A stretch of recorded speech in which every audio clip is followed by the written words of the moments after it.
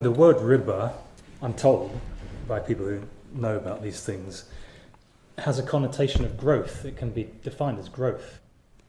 People translate it as interest. It has a diversity of meanings economically, but one of the things in Arabic that it signifies is growth. I give you £100 now, and I get £110 back later. My money's grown. But so does the word zakah. That also has the connotation of growth. And so we have to at the beginning understand that if the same word can have two different meanings, then maybe what we're hearing generally in the world of economics today, maybe the words that we're hearing are actually not meaning what we think they mean. If I went to my wife and told her that I have a growth, she'd be very upset, she'd cry. When the economists and the politicians tell us that we need more growth, we think, oh yeah, of course we do. Yeah. But what if that growth is a cancer? What if the growth is killing us? Right? And so I want to talk about, in a way, why are we hooked on this thing that's killing us as a society? Who would want us to kill ourselves? Or kill our planet? Or kill our society? How have we got here? That story may sound complicated. It may be that we believe it's a very, very complicated thing to understand how we got here. I actually think it's quite simple in a way. Because the rules that would stop us getting here, where we are today in 2024, 14, whatever.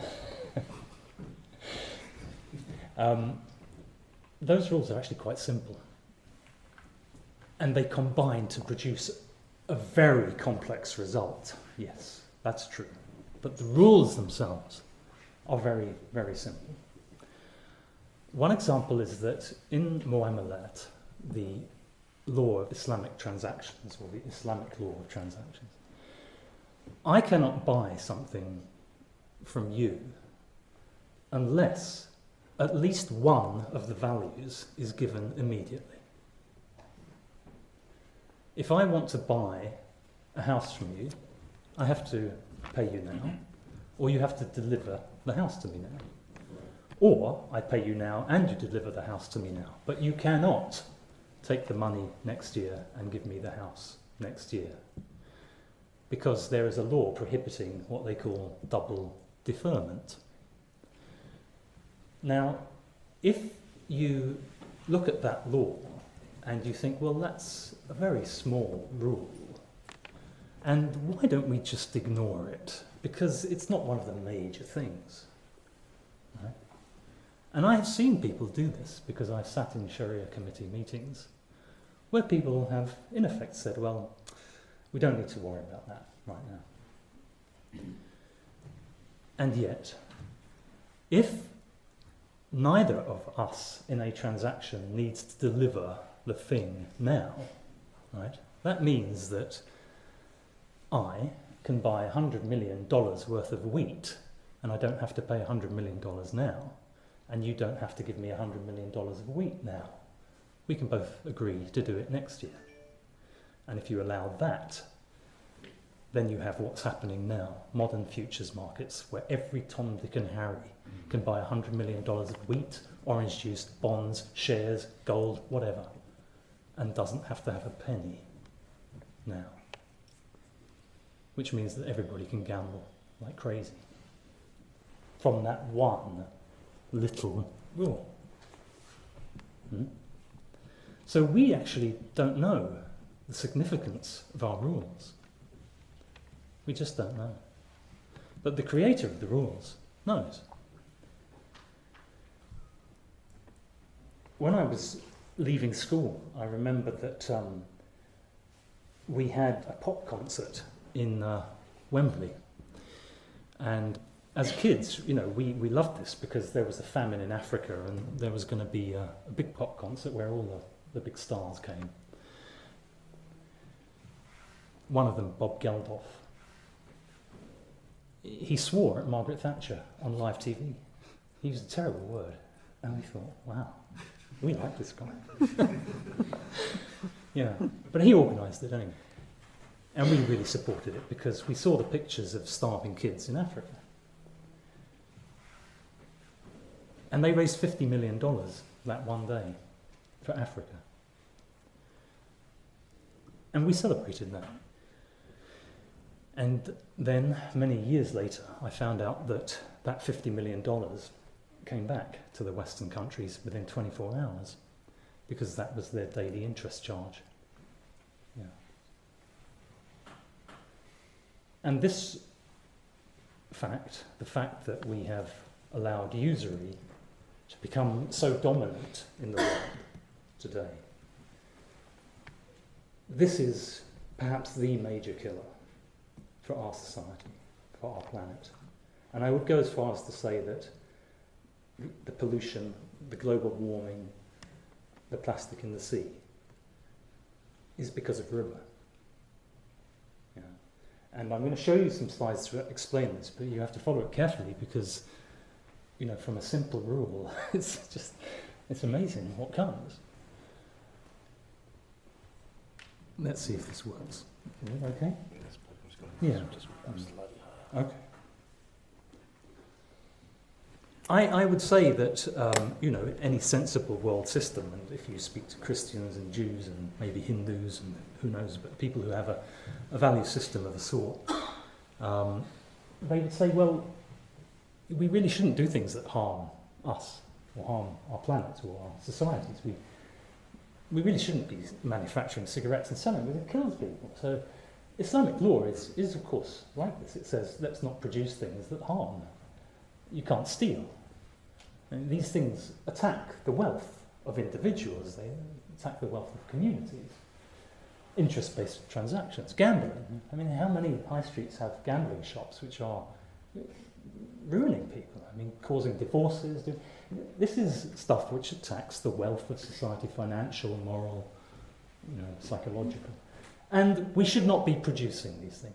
And I would think, actually, at a very rough guess today, I would say that around half of our economic activity is focused on these things, right? And if you simply stopped doing it, then at least half our problems would go away, right? But I'm focusing on the usury one because it's the one which I believe has sponsored so many other corruptions. And to summarise it, this is a chart that I've drawn up. It's not something you'll find in fiqh books, but there are really two ways of getting hold of wealth in the world. And one is creating wealth, and the other is transferring it. You can inherit it, you know, or you could steal it. That's a transfer of wealth. You didn't actually make something, you didn't create value. Right, so if you cross these two things, for personal gain, not for personal gain, and creating wealth and transferring it, then everything is permitted in Islamic law except what's in the top right-hand corner. You cannot transfer wealth for personal gain in a transaction. So theft, usury, gambling, transferring wealth for personal gain. Gift, endowment, interest-free loan, wealth transfer, not for personal gain. Wealth creation, trade, investment, waged labour. You can work for a living, get paid a wage. You can invest in a restaurant, make a profit. And of course we can care for our parents, we can do community work. So the legal regulation of Islam offers us enough to do what we need to do without doing anything in the top right-hand corner. And English law permits us to do what we need to do. So there is no excuse for us not to find a way of doing business, of helping others, of lending money, if we want to do it, right? Legally, there is no excuse. Practically, there may be, and we'll come to that. And so when I went into the world of Islamic banking, I took a set of tools and a set of products based on those tools, which I believed were a sufficient solution for what we needed to do, whether it was buy a house or set up a restaurant, or pay our educational fees. And I still believe that today. However, it wasn't something that was done. And I'm going to show you what, first of all, I found in the Islamic banking system as their answer to providing finance.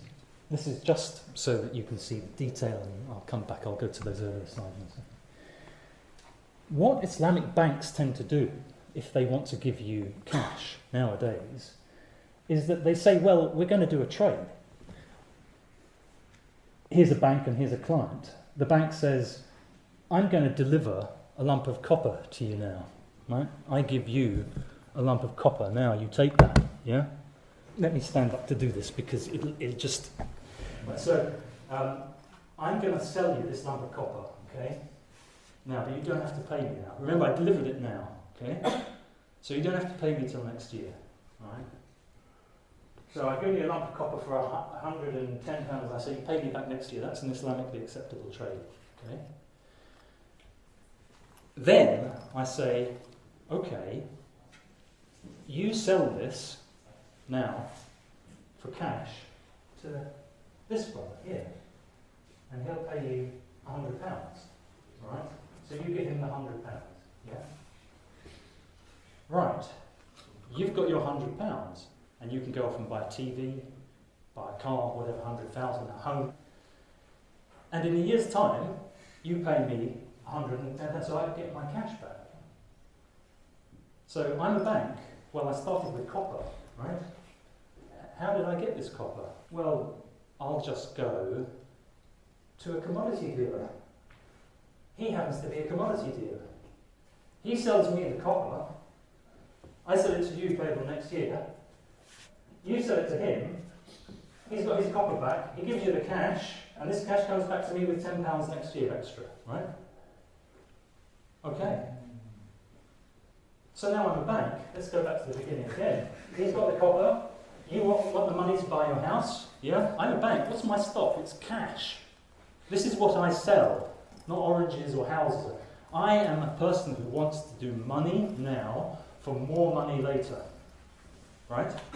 So I've got my cash, but I can't give you 100 now and you pay me 110 next year because that's riba.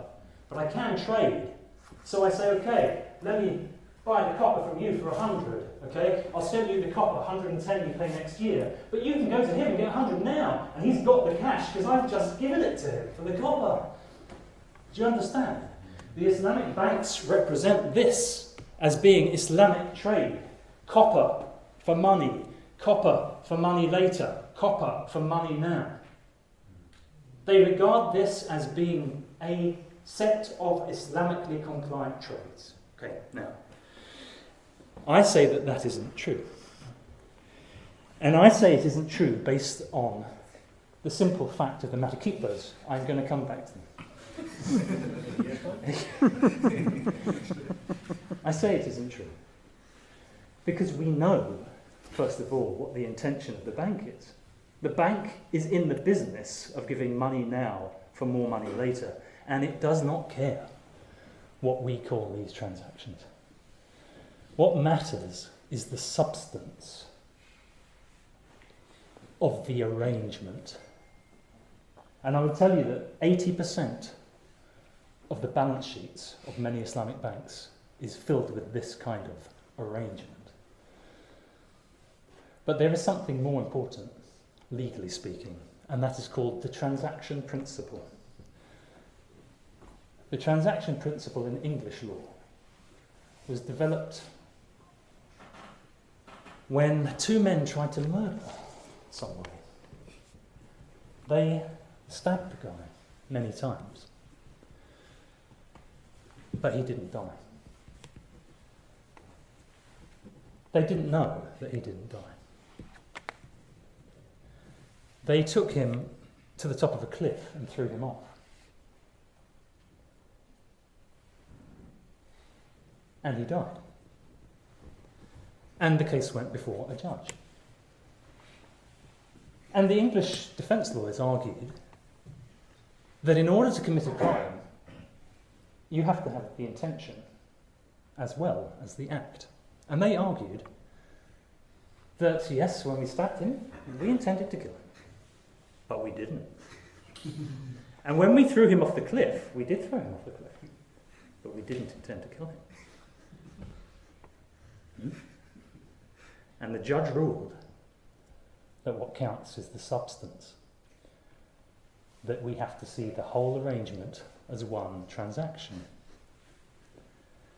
And in the hadith, we are not allowed to combine contracts. The Prophet, peace be upon him, said, do not combine more than one transaction into one contract. That's a small rule, isn't it? Yeah, and it's one that I have seen many times overlooked in Sharia meetings. And yet, now, we have an Islamic banking system which, after 40 years, has been sanctioned by hundreds of scholars who the banks have paid very well, in many cases, to permit combination of contracts, producing money now for more money later. If that was our answer to the world of usury, I would be very, very sad. And I can imagine that there are many people out there today who are very sad in the Muslim community because somehow they just don't buy this. They don't think that this can be our answer, that the system carries on merrily, and that people in the Muslim community are now in debt to banks, and this is all okay. This is our answer to the world of usury. Park that thought.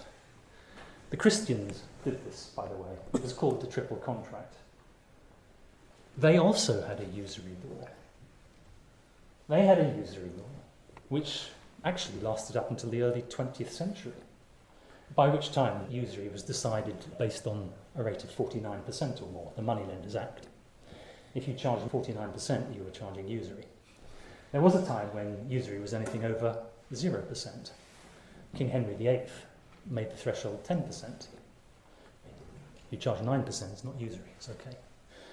But for 1500 years before him, even 1% would have been regarded as usury in the Christian order. It was a very strong prohibition. Many councils of the church confirmed that. So the Christian world was largely against the lending of money at usury, no matter what the king said. And there were people who decided that they wanted to set up a business of money lending and that they had to find some way of lending money without making it look like a loan of money. So what they came up with was the triple contract, very similar to what I've just done, but it's framed as an investment, you see. The financier, for example, finances the businessman who wants to set up his restaurant or whatever, invests £100 on a profit-sharing basis, which is all permissible. Just like in the Muslim world, you're allowed to invest and take a share of profits. Right? And then the financier pays an insurance premium to the businessman and says, look, you borrowed money from me, I'm going to pay you to insure me so that if the business goes badly, I still get back my original £100. And then the financier says to the businessman, why don't you let me have £7 as a fee for you keeping all of the profit? Right? So the businessman says, okay, I'll pay you £7 and any profit I keep. If you net those cash flows out, the financier gives £100 to the businessman and gets 105 back later. The 5%er it was called, or the triple contract. And this was the way that the Christians did this 450 years ago. And the theologian who promoted this, a man called Professor Eck, was employed by, guess who? He went round Europe, round the seminaries, round the theological institutes, telling people that this is okay. Guess who was employing him? The Templars? Huh? The Templars? The Templars? No, and a class of people. Which class of businessmen employed this man to go around? The moneylenders. So there's nothing new under the sun. This all happened before. The second part of the story is perhaps more important. This is a little diagram showing you a bank, an early bank. It could be the Bank of England. The Bank of England had a business model. It said, put money in the bank, we'll keep it safe for you, and we'll give you a piece of paper. And on that paper it says, we, the Bank of England, promise to pay you £100 in gold. Whenever you come, put your receipt on our counter and you'll get that £100 of gold coins. So this receipt for money, gradually, people became accustomed to paying for things with the receipt. Because, going to the bank to get the gold coins, you had to go to the bank, give the receipt, get the gold coins, pay it to the shop. The shopkeeper would have to go back to the... Well, let's just give you the receipt, right? Because you can go to the bank, and the banks were very careful to encourage this. So they issued what's called bearer receipts. Anyone bearing the receipt back to the bank could get the gold. It didn't have to be the original depositor, right? So gradually these paper receipts circulated. You'd pay for your wages, you'd take the receipt, work for him, in the shop, and you'd pay your rent to this man, your landlord, he'd pay the builder to maintain the roof. The receipt circulated. And when this happened, generally, then this is an important milestone in the organisation of society, because people regard the receipt as being money. Whereas legally it's not money, it's a receipt for money. Right? Now, if you're a banker and your receipts are being used as money, there's a very obvious thing to do. You start printing more receipts and lending them. And why would you lend them? You'd lend them to earn interest, of course. So, now, let's have a look at the situation. We have the bank with 100 gold coins, and it's issued £100 worth of receipts to the depositors. Now, it prints another £400 worth of receipts and lends those at interest. I guess the original £100. Yeah, the bank has printed 500 legal claims of ownership on the same £100. This means that if you put your £100 of gold coins in the bank, and took out receipts for £100, you might go back there one day and find that there aren't any gold coins. Okay? This, of course, there's a word for this, actually. It's fraud, and it's what banks do. If I built a house and I sold it to you by giving you a paper receipt called a title deed, you paid me the money for the house and got a paper deed saying you own the house, right? And then I sold another deed to you and you and you and you. That I sold the same house 5 times over with a paper deed. You'd know it's fraud, because you'd turn up and live in the house, and then you would. And you'd see, hang on, there's a guy living there. What's he doing there? Oh, he's bought it. Well, I bought it. See? You've got a problem immediately. If you do this with money, it affects everything, right? Because money is used for every transaction almost, right? If you defraud the monetary system, you are opening the gates to something terrible. And we'll start to have a look at what that is. There was a law passed in 1844 called the Bank Charter Act in London. Because the Prime Minister and people around him said, this isn't fair. We're the government and we're having to borrow money from the bank, which prints it for nothing and then charges us interest. And we're the government. And if those private companies called banks can print money, then why can't we? Because we can borrow our own money that we print out of nothing for nothing. Why do we have to pay them interest? Oh dear, suddenly there's a problem for the bankers because the politicians are after them. So they very quickly agreed, we are not going to issue more than a certain number of receipts for every gold coin that we have in our vaults. And the act was passed and everything quietened down again. But there was a new trick on the block, and this is it. It doesn't involve paper receipts anymore. It involves accounting entries on ledgers. Right? Here are some debits and credits. You don't need to know about accounting, don't worry. Here are some debits and credits. There's a bank. He sets up his bank. He puts £10 of cash in. I'll keep the numbers simple. £10 of cash in, and he has £10 of shares. Debit cash, £10. Credit equity, £10. His balance sheet balances. Yeah, everything's fine from the accounting perspective. No receipts issued. Everything fine from the politician's perspective. Now, person A opens an account at the bank, and so does person B. And they both get a checkbook. And person A meets person B, maybe in person B's watch shop, and says, I want to buy a watch, and I'm going to pay £100 for it. And person B says, fine. So person A writes a cheque, pay person B £100, and person B takes the cheque and goes to the bank and deposits the cheque. Person B now has £100 of money in his account, and the banker takes £100 of money out of person A's account, and person A is in overdraft by £100. Okay? Because they both started with nothing. No receipts involved. The politicians are happy. Just accounting entries. But you'll notice that there's now £100 of debt in the economy and £100 of money.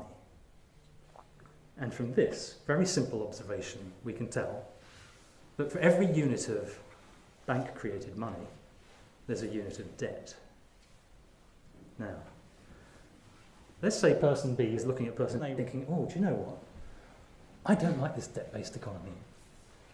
I think I'm going to help person A. I'm going to write him a cheque.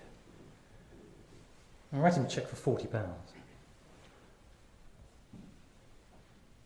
Person A takes the £40, deposits the cheque in the bank, and £40 is knocked off the debt, £40 is knocked off the money supply. Notice now that by repaying debt, there's less money in existence. Before, there was £100 of money. Now, there's 60. Next simple observation. Paying off our debt reduces the money supply. If there's less money in circulation, then we can't buy as much from each other. So the rule is now, repaying debt costs us our jobs. We can either be in debt and have jobs, or not be in debt and not have jobs. So the society as a whole is trapped.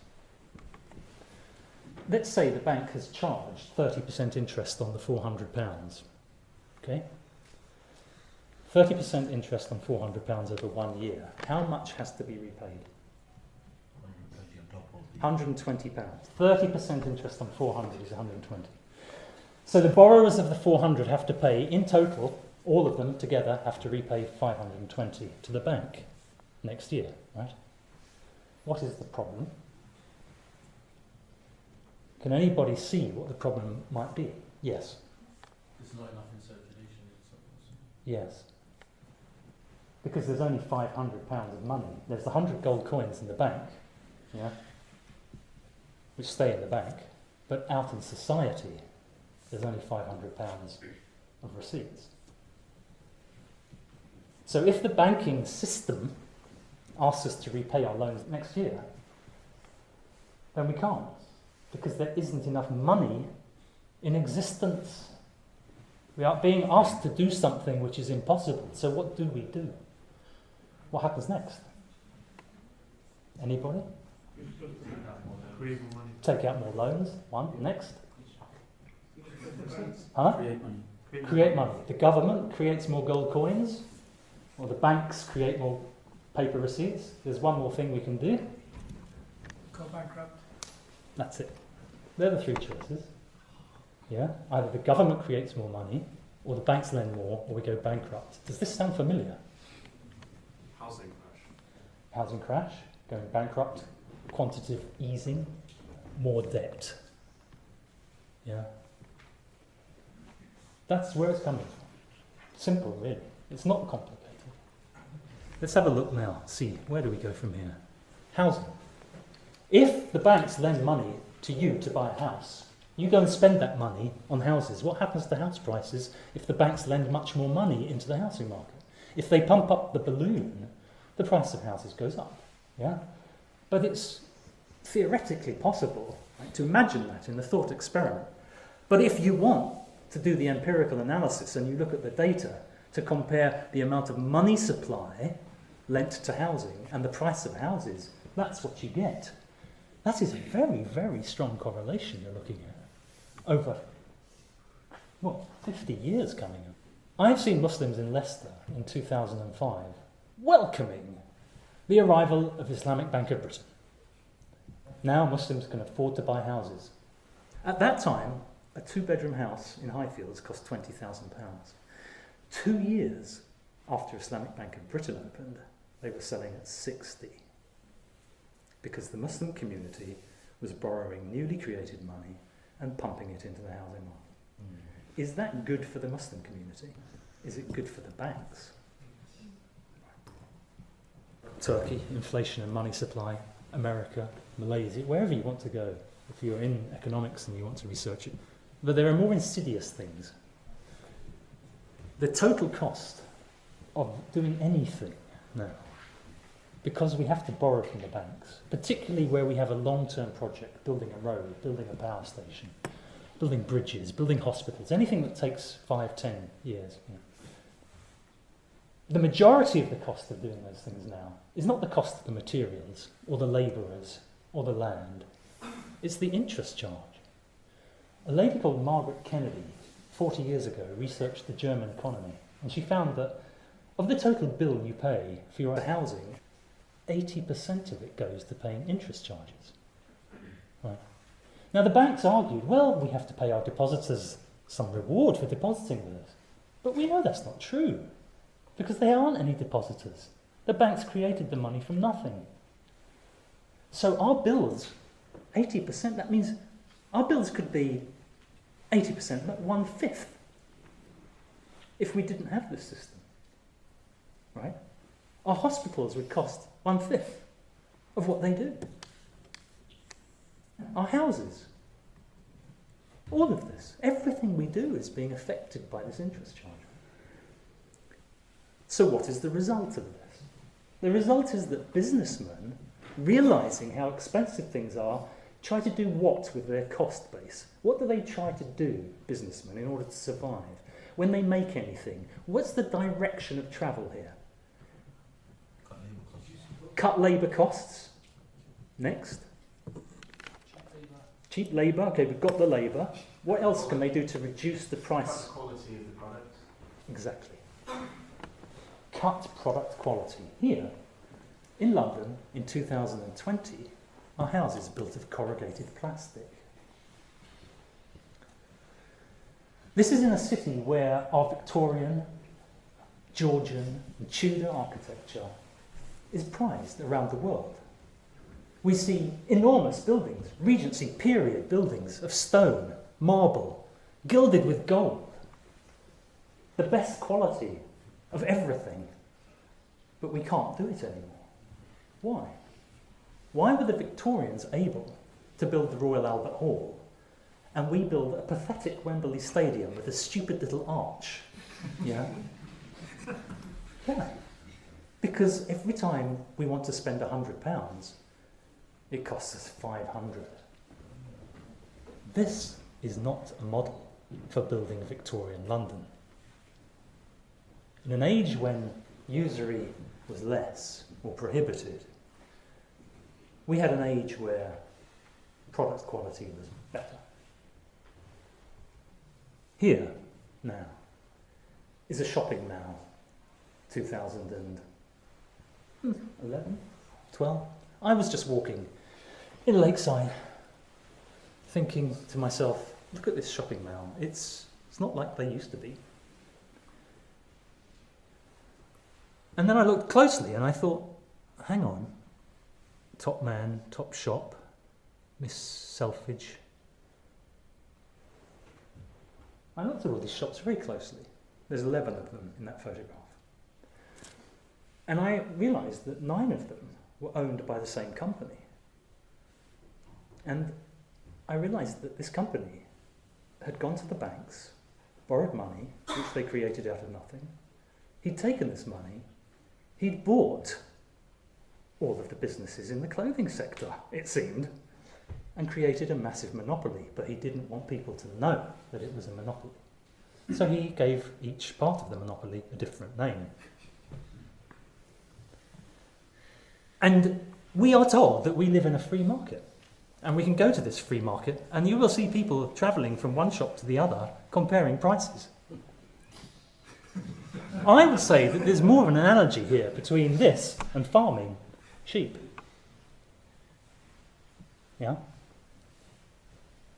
Because the customers are the sheep.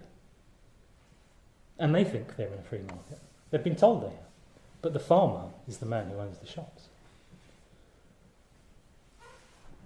This is a photo from my holiday in France.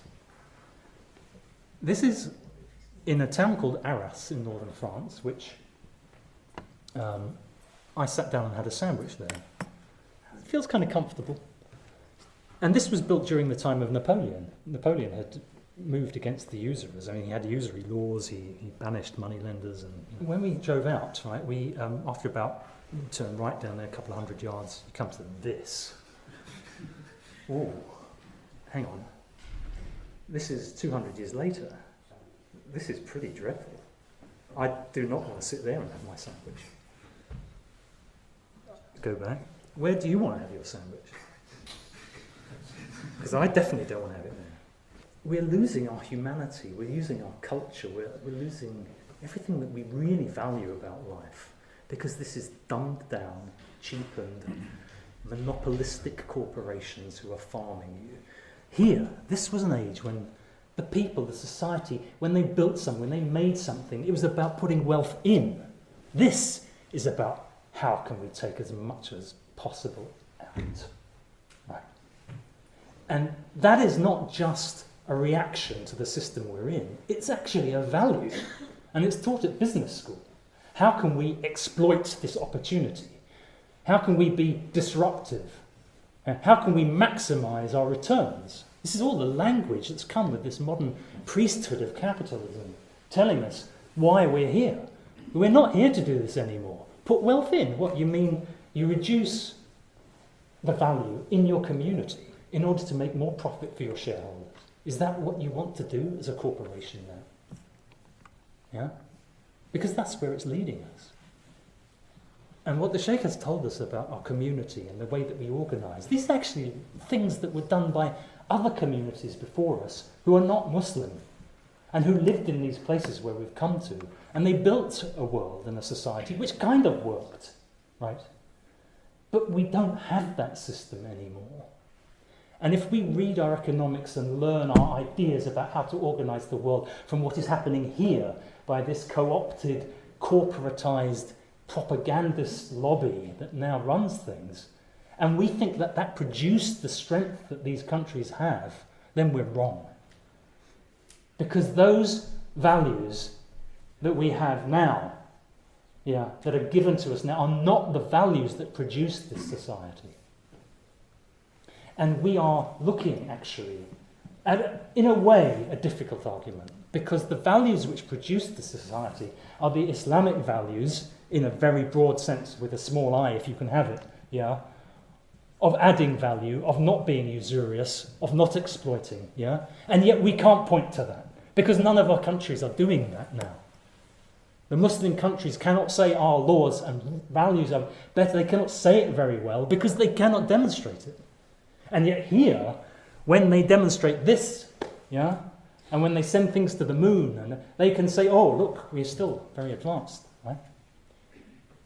So the argument that we have to have, and which you have to have, I think, to try and somehow, spread some sanity in this, is not based on necessarily what you can see, although some of what you can see is fairly obvious. But it is what's actually just, what's right here, what is the haqq here? Is it right that we should manufacture harmful things and sell them? Is it right that we should allow people to gamble? Is it right that we should charge interest on a loan? Or should we better do profit sharing? Have those discussions with people, because at the end of the day, natural justice is something which sits within the heart of many people, and whether they're Muslim or not, they will see the strength of your argument. One last thing, and I want this to sit in your minds a little bit and think about it. when you go to a bank and borrow money, you are asked usually to provide security. And this security is a form of wealth that the bank can take and sell if you don't repay your loan. Okay? And it's very, very common practice today. Amongst banks of all persuasions in all parts of the world, I've seen them all do it. You want a loan? Fine. Do you have some wealth? Do you have a house? Do you have some artwork? Do you have some shares? The Islamic system and the system in the Christian world, going back a few hundred years, was not like this. The financiers would say, we will give you money and we would like to share your profit and we will also share your losses. So that if your business doesn't work, you don't need to repay us as much as you took. And if your business goes completely bankrupt, you don't have to repay anything because we're in partnership. Under the model of lending money at interest and taking security, the consequence for the society as a whole is that the people who get the loans are the ones who already have the wealth.